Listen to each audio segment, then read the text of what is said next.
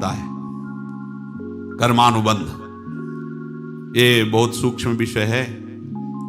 जैसे आप जिस परिवार में जन्म लिए हैं तो उस परिवार के लोगों से आपका ऋण है, इसलिए उसी परिवार में आप आए हैं। और ऋणानुबंध, उसको बिना चुकाए या बिना वसूल किए आप वहां से जाएंगे नहीं।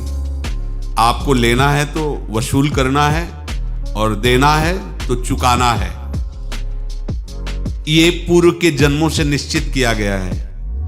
जैसे किसी के यहां पुत्र हुआ, जन्म से ही पैसा खर्चा शुरू हुआ, बड़ा हुआ तो उद्दंडता के द्वारा मार पूरे परिवार को क्लेश पर क्लेश देता चला जा रहा है। ये तुम्हारे कर्म का फल है।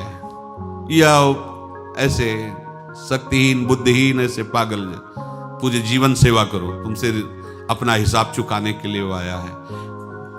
अब परिवार के जो सदस्य जुड़े आके, मतलब पत्नी आते ही पूरी हृदय में आनंद, परिवार में आनंद, और जीवन भर वो आनंद ही सुख देने के लिए उसका जन्म हुआ। वो अपना ऋणानुबंध मुक्त, और आते ही भयंकर क्लेश खड़ा कर दिया, बीच में दीवार और झगड़ा वैसा, फिर अतरे दिन मारपीट शुरू, कलह अशांति, पूरा जीवन नरक हिसाब करने आए।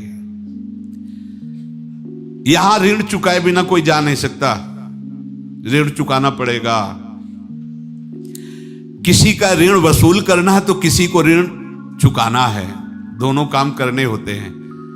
अनेक जन्मों में अनेक लोगों के साथ हमने जो बर्ताव किए हैं, अच्छे या बुरे, वो होंगे। अब किसी आदमी को हम जानते नहीं, अचानक मिला, अचानक टक्कर लगा और मार पीट गाली गुप्ता सब कर दिया, चुपचाप सह लो। क्यों?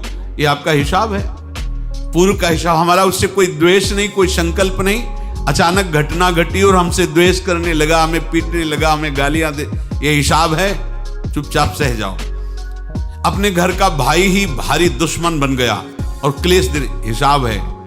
एक प्रभुदत्त ब्रह्मचारी जी की वाणी में पढ़ा था, एक महात्मा जी भ्रमण करते थे तो उस समय असरफियां चलती थी, मोहरे असरफियां, उनको भेंट में देते लोग। तो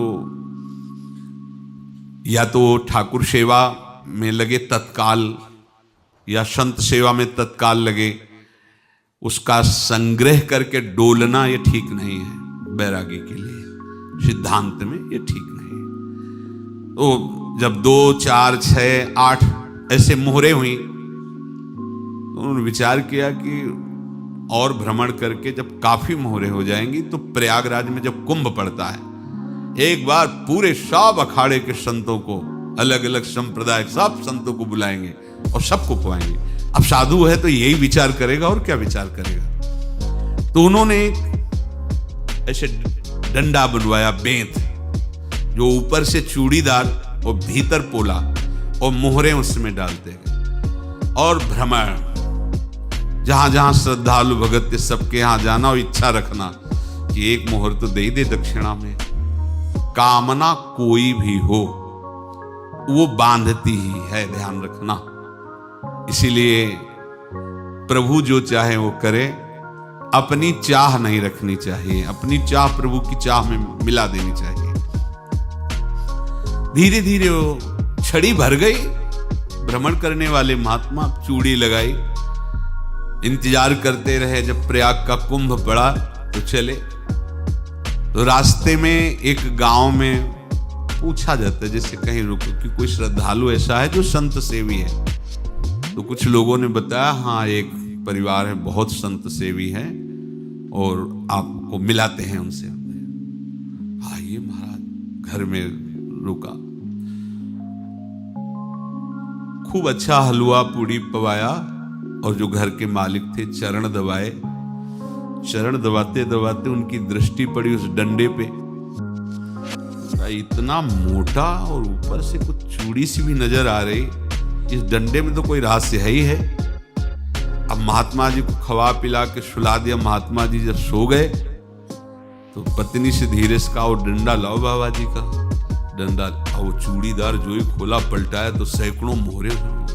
ऐसे संत रोज पधारे भगवान, तुम आनंद हो जाए। फिर क्या, पत्नी से कहा नाप के कंकड़ लाओ।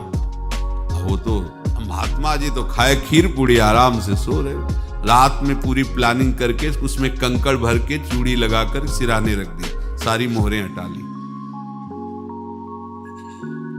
महात्मा जी आराम से छड़ी उठाए तो वजन पक्का, वैसे बड़े लोग चतुर होते हैं, पर ये नहीं जानते कि कर्म कितना भयानक होता है। और उनकी कोई संतान नहीं थी, पर धन में इतना प्रेम उनको था, बहुत सावधान। साधु महात्माओं के पास जो अर्थ है, गृहस्थी अगर आता वहीं से है, पर अगर उसको जोर जबरदस्ती या किसी छल कपट से, तो वो उसका विनाश ही करता है, आज तक का प्रमाण है। अब उनको ये भाव पता नहीं होगा, या पता होगा तो लोभ के कारण वो उसको मान नहीं पाए होंगे। महात्मा जी गए प्रयाग में, किसी अखाड़े पर रुके और वहां प्रार्थना की कि कल जो है संपूर्ण अखाड़ों का निमंत्रण किया जाए और सब संतों को भोग पवाया जाए और उनको दक्षिणा भी दी जाए। महंत ने सोचा कि बहुत बड़ा है तो उत्सव है, क्योंकि प्रयाग में कितने हजार